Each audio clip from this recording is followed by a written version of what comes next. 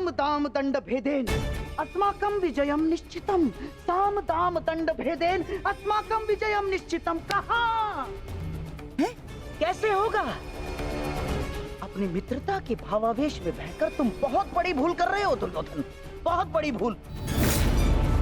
वो अंगराज अब वो कर नहीं रहा जिसे अस्त्र बनाकर तुम पांडवों पर प्रयोग करना चाहते थे ना, जिसकी सारी शक्ति उसके कवच और कुंडल में थी, जो अब नहीं है, जिसके जाते ही कर्ण केवल और केवल मात्र एक साधारण योद्धा और एक साधारण धनुर्धारी रह गया है दुर्योधन। और ऐसे व्यक्ति को तुम प्रधान सेनापति बनाना चाहते हो? है? कौरवों की वास्तविक शक्ति इच्छा मृत्यु के वरदानधारी महामहिम भीष्म है, ना कि वो कवचहीन सूत पुत्र कर्ण। मैं जानता हूं कि तुम्हें बहुत बुरा लगता है, बहुत बुरा लगता है, जानता हूं मैं। परंतु एक बार अपने मन से पूछो एक बार, उत्तर यही मिलेगा कि वो सुपुत्र कर्ण कुंती और उसके पुत्रों के लिए कोमल भाव रखता है, कोमल भाव। स्मरण करो कि किस प्रकार उसने हमारी हर चाल में बाधा डालने का प्रयास किया है दुर्योधन। चाहे वो द्युत सभा हो या विराट युद्ध, हाँ, या फिर तुम्हारे जीजा श्री जयद्रथ का अपमान है। कर्ण सदैव उन पांडवों के पक्ष में रहा है, द्रोही है वो। अपने मन को टटोलो दुर्योधन, उत्तर मिल जाएगा तुम्हें। विश्वासघाती है तुम्हारा मित्र कर्ण, विश्वासघाती।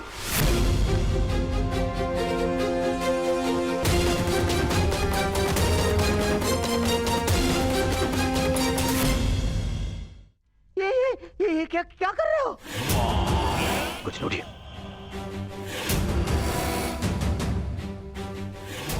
मैंने अपने मन को टटोल कर देखा तो स्वर से यह आया कि मेरा मित्र कर्ण पूर्ण रूप निष्ठावान है। एक और स्वर मन से निकला कि यदि मेरे मित्र कर्ण के ऊपर कोई भी उंगली उठाए तो उसे तोड़ देना।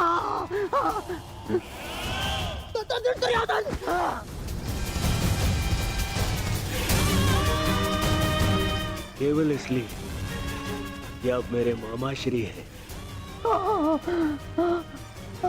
बार बार मेरे धैर्य की परीक्षा लेने का अधिकार नहीं मिल जाता। भविष्य में स्मरण रखना, जब मैंने अपने संबंधियों को क्षमा नहीं किया, उन्हें 5 गांव ना देकर इस महायुद्ध का आह्वान कर दिया, तो आपका नाश करने में मुझे एक क्षण भी नहीं लगेगा।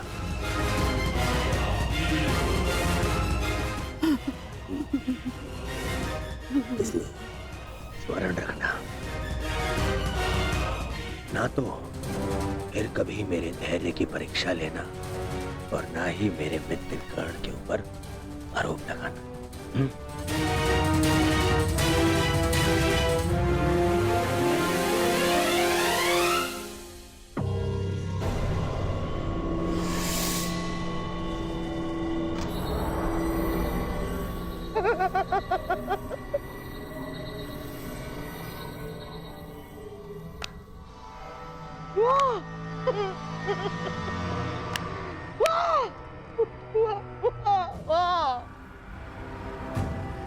मेरे होने वाले सम्राट, वाह!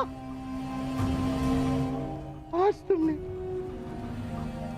उस पुत्र के कारण अपने उस मामा का अपमान किया, जो अपना सब कुछ त्याग कर तुम्हारे हित के लिए, केवल तुम्हारे हित के लिए अपनी बहन के घर श्वान बनकर बैठा है। तुमने उस मामा का अपमान किया जिसने अपना श्वास, अपना ध्यान, अपनी आस, अपना अभ्यास सब कुछ न्योछावर कर दिया अपने होने वाले सम्राट के लिए। तुमने उस मामा का अपमान किया दुर्योधन, जिसने साम दाम दंड भेद युक्ति कपट छल कुचक्र षड्यंत्र सबकी पराकाष्ठा कर दी। क्यों? अपने होने वाले सम्राट के लिए है? और तुमने उस मामा का अपमान किया उसके लिए जिसने अपना कवच और कुंडल उन पांडवों को दान में दे दिया। साधु मेरे होने वाले सम्राट, साधु।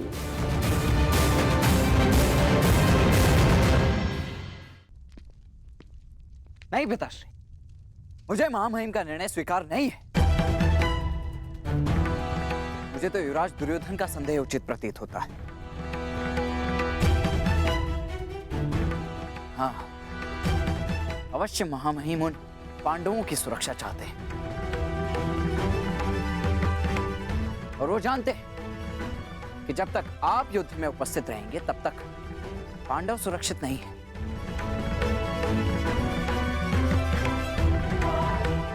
तभी वो आपको युद्ध से दूर रखना चाहते हैं।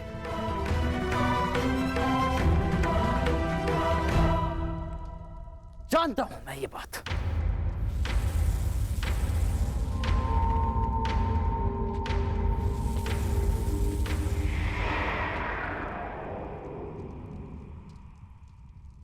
शांत हो जाओ पुत्र। कैसे शांत हो जाऊं पिताश्री? इस समय कौरवों को सबसे अधिक आवश्यकता आपकी है, ना कि महामहिम की। ये एक योद्धा नहीं, एक पुत्र बोल रहा है।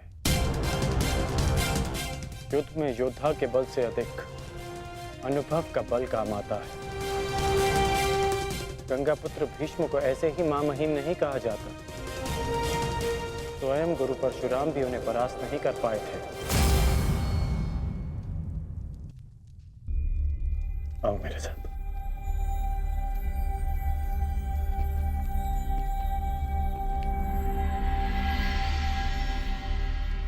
जब तुम भीतर आए थे तो बाहर कौन था?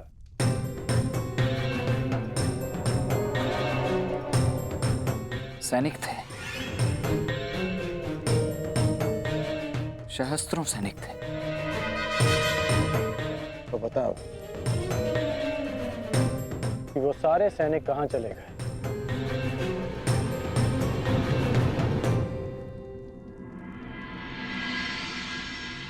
हस्तिनापुर में चारों ओर यह सूचना फैल रही है कि महामहिम कौरव सेना का नेतृत्व नहीं करेंगे। सारे सैनिक अपने अपने सेना नायकों के पास इस बात की पुष्टि करने के लिए गए हैं। और यदि ये निश्चित हो गया कि महामहिम कौरव सेना का नेतृत्व नहीं करेंगे तो युद्ध से पूर्व ही कौरवों का अधिकतम बल युद्ध से विरक्त हो जाएगा। ये सारे सैनिक अपने प्राण हथेली पर लेकर इसलिए लड़ते हैं क्योंकि इन्हें विश्वास है कि उनका सेनापति उनके प्राण व्यर्थ नहीं जाने देगा, कि उनके जीवन के बदले में उन्हें विजय मिलेगी। इसलिए पुत्र, दुर्योधन को मेरे बदले महामहिम को चुनना चाहिए, क्योंकि महामहिम के पास सेना का विश्वास है। तो अब आप क्या करेंगे पिताश्री? एक योद्धा होने के नाते अपने से महान योद्धा का सम्मान और वो कार्य जो मेरे मित्र के हित में होगा